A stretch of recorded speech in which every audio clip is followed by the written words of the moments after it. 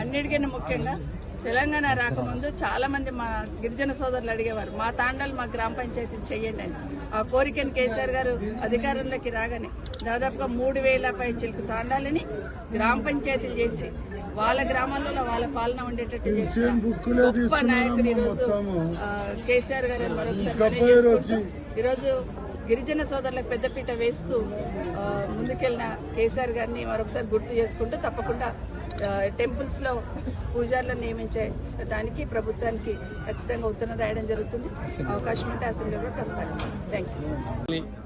ప్రాంగణంలో వెలిసినటువంటి పుణ్యక్షేత్రం అంటే ఆదిమ బంజారాల కులదైవమైనటువంటి సంత సేవలాల్ మహారాజ్, ఈ దేవత అనుగ్రహంతో ఆ స్థాయికి ఎదిగినటువంటి దండి మేరామా యాడి జగదాంబ మాత 2 విగ్రహాలు ఇక్కడ వెలిసినాయి.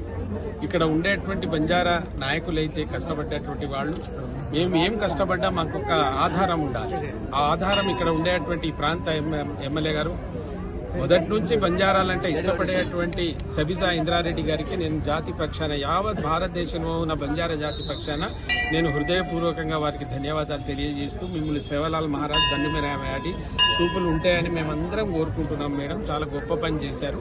అయితే నేను ఇంతకుముందే చెప్పాను, నేను మళ్ళీ మేడం మాట్లాడతారు. ఈ ఆధ్యాత్మికత భారతీయ సంస్కృతిలో ఒక ఆధ్యాత్మికత, గురువు ఒక దైవం లాంటి వాళ్ళు. అయితే ఏ కులం సంబంధించిన వాళ్ళు ఆ గురువులను ఆధ్యాత్మికతను పెంపొందించారు.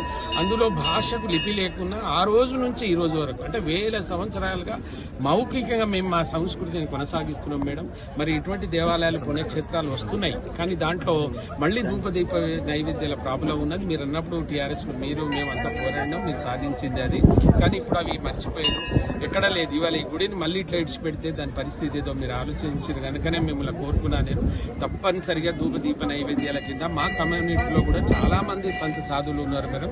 మా ఆధ్యాత్మికత కొనసాగించకపోతే మా ఆధ్యాత్మికత పోతుంది, మా సంస్కృతి కూడా పోతుంది. కనుక తప్పనిసరిగా మేడంని కోరుతా ఉన్నాను. మీరు ఇక్కడ మాట్లాడండి, నేను పార్లమెంట్ లో కూడా మాట్లాడిస్తాను మేడం. నేను కూడా లెటర్ రాస్తాను. తప్పనిసరిగా మీరు ముందు చొరవ తీసుకొని ఇక్కడ వెంటనే ఒక సంత్ సేవాలాల్ పూజలు చేసేటందుకు ఎవరైనా ఒకరిని నియమిస్తే బాగుంటుందని కోరుకుంటూ, మరి ఈ కార్యక్రమానికి ఇంత హంగామా అందరి చూడాలి. ఎందుకంటే ఆప్యాయత, కోరిక మేడమే అన్నారు. మా కల్చరల్ ట్రెడిషన్తో మేడంని ఇక్కడికి ఆహ్వానించాం. వారు వచ్చి మమ్మల్ని అందరినీ ఒక భరోసా ఇచ్చినందుకు మరోసారి కార్యవర్గ సభ్యుల తరఫున వారికి మనస్ఫూర్తిగా ధన్యవాదాలు తెలియజేస్తాం.